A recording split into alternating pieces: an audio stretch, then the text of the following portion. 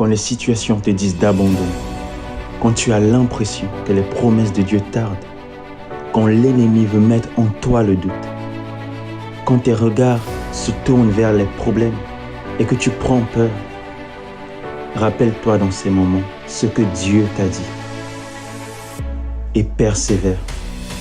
Lorsqu'Abraham voyait son corps vieillissant, lorsqu'il voyait l'âge de Sarah, ou en entendant peut-être ce que les gens disaient, il a décidé de se rappeler des promesses de Dieu. Il a espéré au-delà de toute espérance et par la suite, il a vu la parole de Dieu s'accomplir. Il n'a pas décidé d'abandonner, il a décidé d'avancer par la foi. Qu'importe ce que tu vois ou entends, avance par la foi. Qu'importe même le temps, Dieu accomplit toujours ce qu'il promet. Tu dois persévérer. C'est ceux qui persévèrent jusqu'au bout, malgré le désert, qui voient Canaan, la promesse de Dieu. C'est ceux-là qui prennent possession des promesses de Dieu. Le monde t'apprend à ne pas persévérer, à vouloir tout de suite sans délai. Mais tu ne vis plus à la façon du monde. La parole de Dieu t'enseigne la persévérance. C'est ce que Dieu aime et c'est par la persévérance que tu auras la victoire dans l'épreuve. Quand c'est difficile, rappelle-toi qui est Dieu. Lui qui t'a fait la promesse.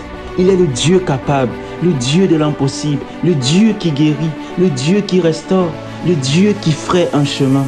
Il ne t'a pas oublié. Tous ceux qui ont persévéré ont eu la victoire.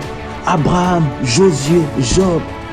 Et si toi aussi décides de persévérer, tu auras la victoire. Alors persévère. Ne marche pas par la vue, mais avance et vis par la foi. Et tu verras la gloire de Dieu. Lui qui a fait la promesse, c'est aussi lui qui le fera, car il est capable. Ça paraît peut-être fou de croire en ce que tu ne vois pas, ni même en ce que tu ne peux pas toucher. Mais accepte cette folie, accepte cette folie. La folie de Dieu est même encore plus sage que la sagesse des hommes. Dieu ne ment pas, sa parole est vérité. On prenait David pour un fou quand il avançait face à Goliath, mais c'est lui qui a vaincu.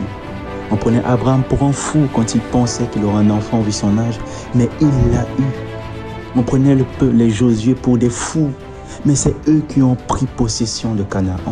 Alors même si on te prend pour un fou, même si on te prend pour un fanatiste, accepte cette folie car c'est toi qui verras la gloire de Dieu.